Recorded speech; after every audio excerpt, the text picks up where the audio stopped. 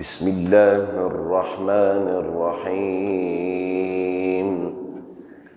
سبحانك لا علم لنا إلا ما علمتنا إنك أنت العليم الحكيم.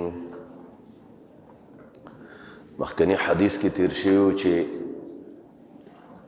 نبی علیہ الصلوۃ والسلام مبارک فرمائی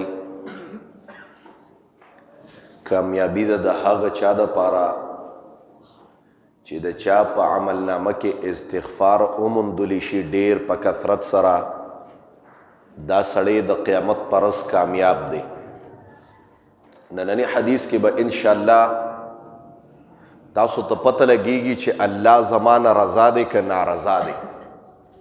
نبی علیہ السلام یو قاعده خولې ده چې یو انسان به څنګه معلوموي چې زمانه الله رضا دی که نارضا دی. دې خبرې ته توجه کوئ، ځکه داسې خو پته نه لګیږي. انسان اعمال کوي لیکن دته پته نه لګیږي چې په دې اعمالو زمانه الله رضا دی که نارضا دی. نننی حدیث کې نبی علیہ الصلوۃ والسلام مبارک فرمایي یو قیدم مؤمنانو ته خیمه دې دغه ته ګوري که په دې باندې برابر دی پوشه د دنه الله پکا رضا دی بس، او که یو سړی په دغه باندې برابر نه دی د دنه الله نارضا دی په دنیا کې. نو نبی علیہ السلام او فرمایل چې رضا الرب فی رضا الوالد، د الله رضا دا د پلار پر رضا کې ده، وسخط الرب فی سخط الوالد، او د خدای ناراستیا او خفګان دا د پلار په خفګان کې دی.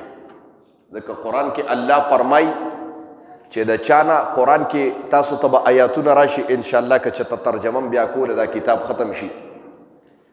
د والدینو په باره کې الله فرمای وی واخفض لهما جناح الذل، والدینو ته الله او فرمایل چې ولا تقل لهما اف، خپل والدینو ته به اف قدرې نه کې. اگر که ته د یو زمانې وزیر اعظم او وزیر اعلی ولې نه، که ته د ټولې دنیا صدر ولې نه، لیکن والدینو ته به اف قدرې نه کې.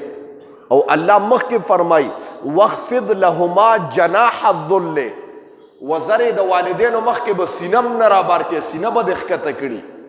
او دا دعاګانې به کې چې ورب ارحمهما کما ربیانی صغیرا، الله ما په ماشوموالو کې زه دې مور او پلار لوی کړم ډکې او تش او دسماتې چې ماشوم د مور پلار په جولې او په غیږ کې مې کړي دي، الله هغې ماله پاک کړي دي. خدایه اوس دا کمزوري دي رحم پې وکړه. ته به زمانه ماضي والا زمانه یاده کړي چې زه ماشوم اول خو مور 8-9 میاشتې په ګېډه باندې ګرځولم، او بیا چې پیدا شم 2-2.5-3 کاله خو ما ډکې او تش او دسماتې د والدینو په جولې کې کول چې په انسان باندې ظاهر باندې توکاڼې اوتوکه نو څونه بد لګي به توکاڼې ګویې چې لکه د کنزل نه ته غټه خبره وکړه. او اولاد وله په غېږ کې متیازې کوي که نه کوي، ډک او دسماتې کوي که نه کوي، لیکن والدین خوشحاله بیم په رضا رضا باندې پاکوي. مور ډېره خوشحاله بچي ته په رضا رضا وله پاکوي. وی دغه زمانه یاده که ځکه یو سړی ډېر نیغ نیغ ګرځېده، د پیسو نشه وه پکې، د یو بزرګ مخې ته تیر شه چې د بزرګ مخې ته تیر شه هغه پې اړو چرت خراب نه که چې الله والا خلک یې هغې سره د دنیا او د خانانو قدر نه، هغې دا پروا نه کوي که خان دی ځان له به خان دی، خان چاله څه ورکولی شي، ورکولو والا زما رب دی چې ورکولو والا دی بس. وی دا خان ورته راتو شو چې تا زه اونه پیژندم، تا خو په ما اړو چرت خراب نه که. نو دا بزرګ ورته وي ولې مې اونه پیژندې، ډېر ښه مې وپیژندې. وی څنګه دې وپیژندم؟ وی ومې پیژندې چې ستا ابتدا د پلیتې نطفې نه شوې ده او انتها چې روح دنه وځي نو یو مردار لاش په دنه جوړیږي، او اوس هم ستا په ګېډه کې ګندګي پرته ده چې کله در باندې زور وکړي نو غسلخانې ته وباسې، او ستا په پوزه کې څښا کڼ پروت دی او په مثانه کې د متیازې پرتې دي. دا ستا اصلیت دی، ته به ماته څه سینه رابار کړي، دا ستا اصلیت دی. هغه چې دا خبره اورېده نو راغونډ شو. نو زه وایم والدینو ته به ځان سینه نه رابار کې، ځکه والدینو ته خو ستا اصلیت معلوم دی که نه. او چا چې والدینو ته سینه رابار کړې ده، یو سړی که د دې زمانې غوث دی، عالم دی، بزرګ دی، دی وګوره چې د ده نه والدین خفو، دا د دنیا بدبخته ترین انسان دی. بس ګوره دا د چا نه والدین دنیا کې خفه دي، دا انسان که د زمانې عالم هم دی نو بدبخته دی دا سړی. ځکه هغه یو سړی ډېر خدمت یې د والدینو وکړه، چې خدمت یې وکړه حج دپاره، د هغه ډېر شوق و چې حج لازم خبرې ته توجه کوي ډېره.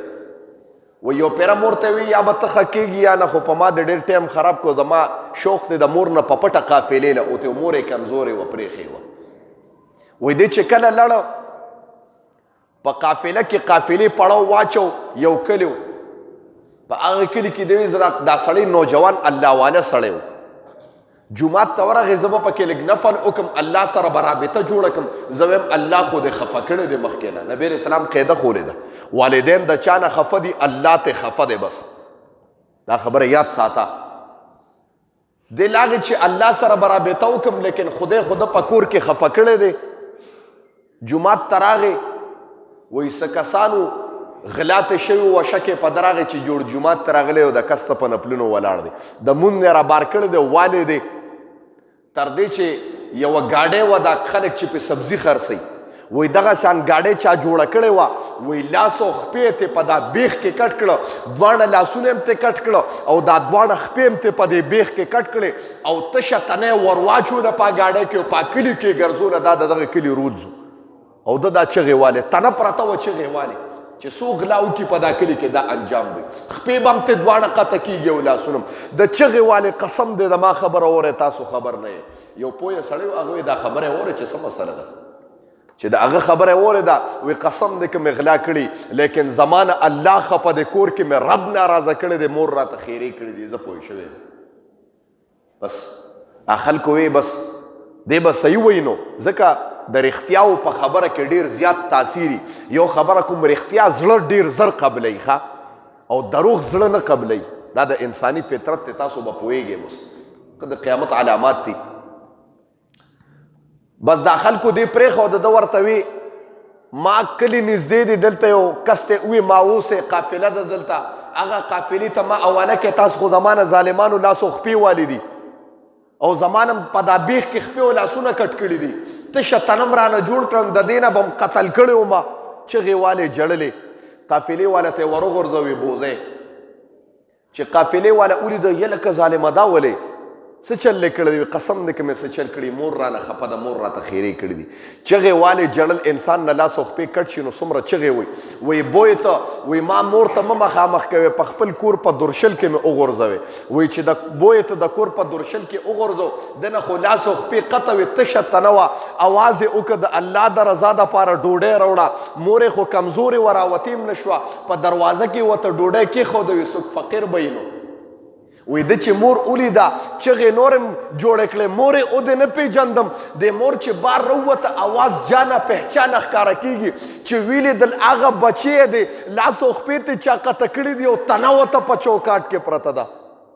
مور چې ولیده بې اختیاره را پرېوته، په زوی باندې کمزورې وه، بچی یې غېږ کې نیولې دی او جاړي، مور هم ورته جاړي.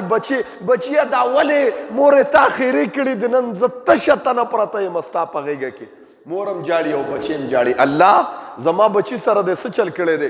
خدایا زما خو د خدمت دپاره دغه یو بچی و، زما د زړه نه هسې ووته، الله ما خو په حق او سچ خیرې نه وې کړې، الله زما بچی دې تنه که. وایي دغه ماشومانو ډېر زیات یې وجړل، تر دې دومره یې وجړل چې الله پې بېهوشي تاري کړه.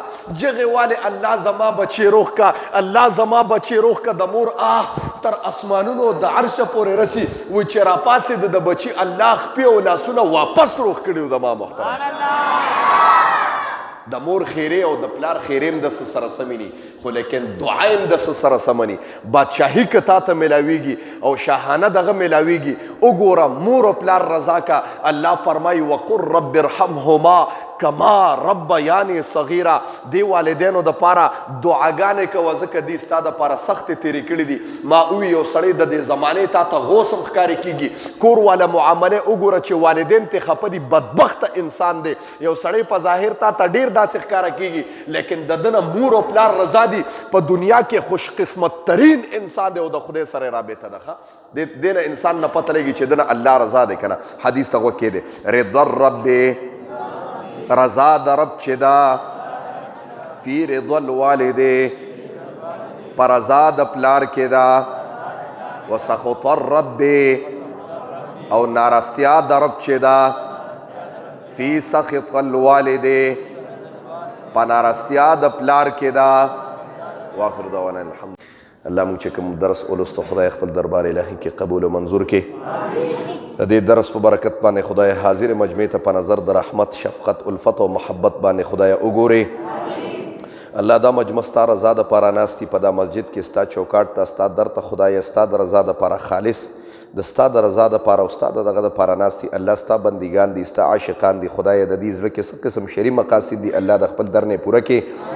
چا باندې څه قسم مشکلات دي، دردونه دي، مصیبتونه دي، پریشانۍ دي، خدای په خپل دست قدرت ختم کړي. د دې کتاب په برکت باندې خدای حاضر مجمع ته په نظر د رحم باندې خدای وګوري. دا کتاب د دې مجلس لپاره خدای د جنت ته دننه کېدو سبب خدای وګرځي.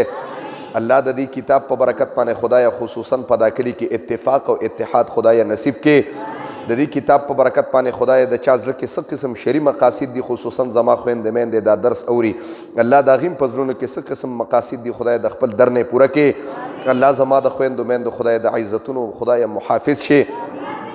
الله د هغې په زړونو کې څه قسم شري مقاصد دي، بیماران دي خدای، کورونو کې بیماران دي، اسپتالونو کې بیماران دي، الله شفای کامله عاجله مستمره ورته خدای نصیب کړي. د چا کاروبارونه خراب دي خدای کاروبارونو کې خدای برکت واچي. د چا رزق کمزوري دی خدای د رزق باران په وکړي. الله په دا کلي کې خدای څوک بیمار، څوک قرضداري دي، خصوصا په دا مجمع کې څوک قرضداري دي خدای قرضونه په خپل دست قدرت باندې خدای ختم کړي. الله د قرض د عذاب نه خدای د حاضر مجمع خدای وساتي. الله په دا مجمع کې خدای سپینګیري ناسي خدای عمر کې برکت واچي. الله پکې نوجوانان ناسي خدای د خپل ځان سره وابسته کې، ماشومان پکې ناسي خدای با عمل عالمان، حافظان، قاریان، مفتیان ته خدای جوړ کې. الله د دې کتاب په برکت باندې دا مجلس د هر قسم آفات او بلیات او اتفاقی حوادثو، تاڼو کچرو، هسپتالونو نه خدای وساتي. او په وخت ځن قدرم دا کني په جبر راولي ټول شوق سره وایي چې لا اله الا الله محمد رسول الله.